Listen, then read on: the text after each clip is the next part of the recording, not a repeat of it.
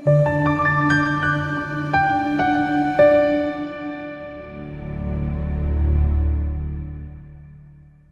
ukukhuluma nawe kwi-channel igama ku-Pastor ngi-channel ngiflika ukubaleni ngesicela kuwena ukuthi le number isetshenziswa umuntu ongumlandeli we-channel, umuntu oyimember ye-channel kuphela, eyisebenzisa kusongeleni i-650 mbama engawusebenzisa WhatsApp nama SMSs. Sibheka la u-Elsa Khoza esawubona phasa, ngicela ukubuza la kuchaza nokuba uphakela abantwana ukudla. So she was dishing for children. Okay, kuwuphawu oluhle.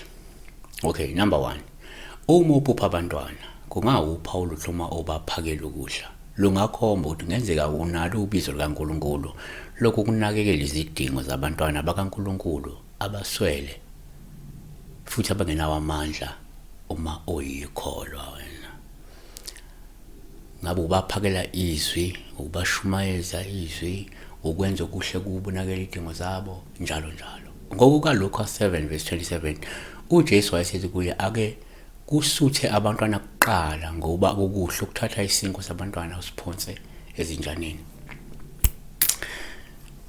2, ngokwesintu uma uphupha abantwana kuwuphawu oluhle nje uma ubaphakela. Luyakukhomba ukuthi kungenzeka izidalwa zabantwana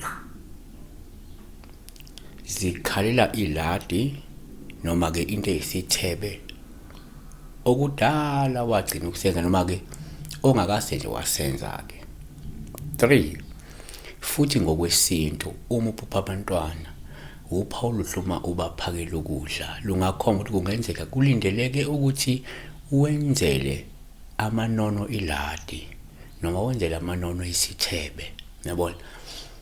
4, kuyenzeka ngokwesintu uma uphupha abantwana kube uphawu oluhle uma ubaphakela ukudla olungasho ukuthi kungenzeka lihambe kahle futhi lamukelekile iladi noma ke lowo msebenzi oqonene namanono osanda kuwenza, yabona.